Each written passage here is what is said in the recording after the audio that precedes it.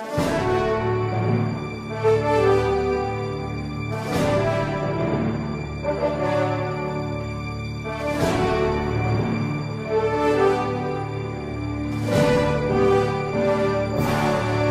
Resposta Católica de hoje, gostaria de responder ao Luiz Henrique, que pergunta a respeito do Antigo Testamento. Por que é que o Deus do Antigo Testamento é tão sanguinário, quando, na verdade, nós percebemos uma diferença no Deus do Novo Testamento, que se apresenta como mais misericordioso, bondoso, benévolo?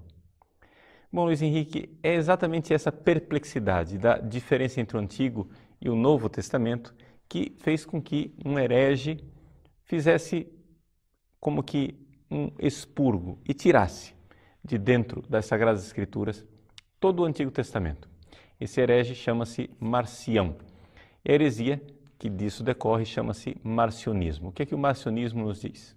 Que o Deus do Antigo Testamento era um Deus mau, sanguinário, que em nada se identifica com o Deus bondoso e misericordioso que Jesus Cristo prega no Novo Testamento. O problema é que, na verdade, essa ideia de Marcião não corresponde à realidade das Sagradas Escrituras. Se você for folhear bem as páginas do Antigo Testamento, você encontrará também páginas de um Deus bondoso e misericordioso. E nas páginas do Novo, poderá encontrar também uma certa severidade.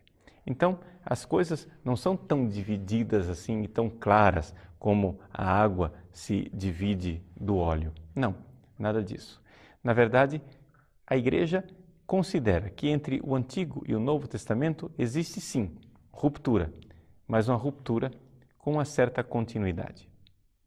Como é que nós podemos então interpretar o Antigo Testamento? Se você quiser uma explicação um pouco mais detalhada e profunda a respeito do relacionamento entre o Antigo e o Novo Testamento, eu aconselho você a ler a exortação apostólica do Papa Bento XVI, Verbum Domini. Nos números 40 e 41, o Papa Bento XVI nos explica como é que nós podemos relacionar o Antigo e o Novo Testamento. E ele faz isso dentro da tradição da Igreja e em profunda sintonia com aquilo que é o ensinamento dos papas que o precederam. Gostaria de apresentar para você simplesmente algumas ideias básicas. Em primeiro lugar, o Papa Bento XVI nos recorda que o Antigo Testamento ele é realizado, ele é cumprido no Novo. Mas o que quer dizer esse cumprimento que acontece no Novo Testamento? O Papa destaca 3 aspectos. Primeiro, o aspecto da continuidade, ou seja, Jesus, ele é de fato o Messias que foi previsto no Antigo Testamento.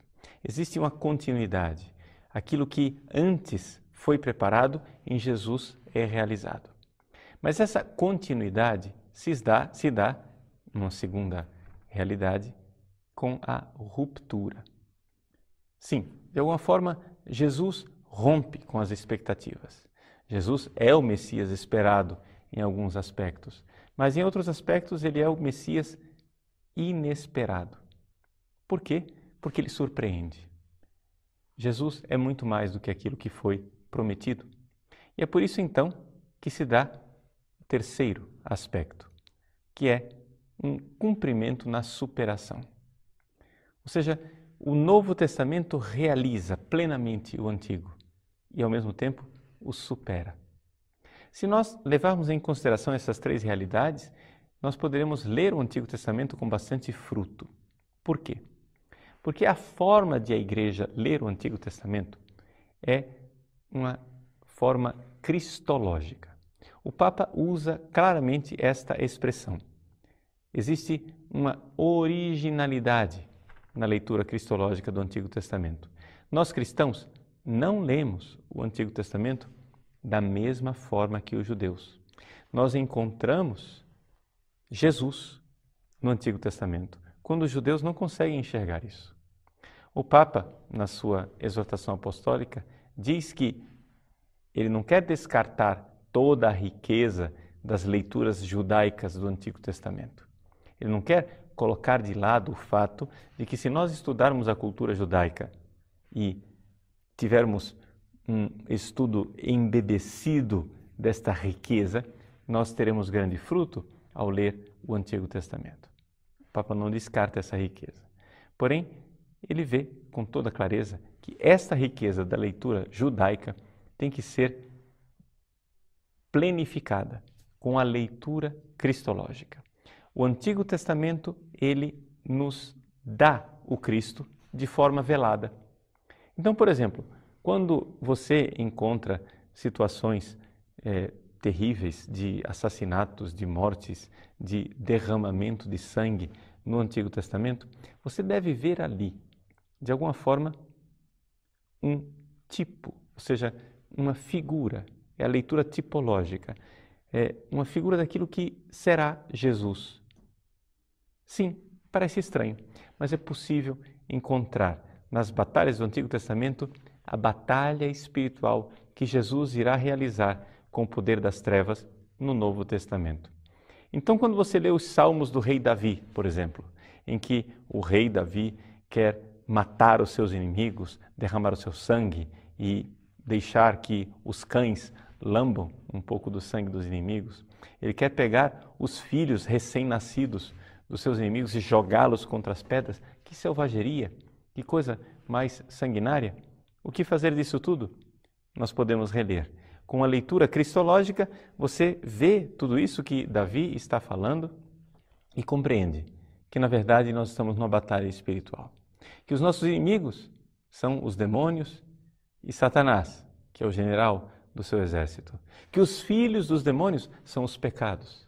E que, portanto, nós devemos, o quanto antes, pegar os pecados que foram paridos pelos demônios e jogá-los e arremessá-los contra a pedra da palavra de Deus, que irá destruir todas as tentações e todos os pensamentos iníquos que nascem das tentações demoníacas.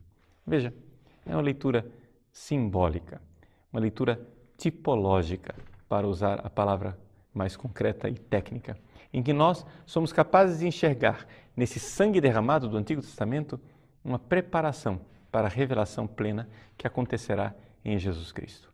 Veja, existe continuidade, mas uma continuidade na ruptura, porque o que existe, na verdade, é cumprimento e superação do Antigo Testamento.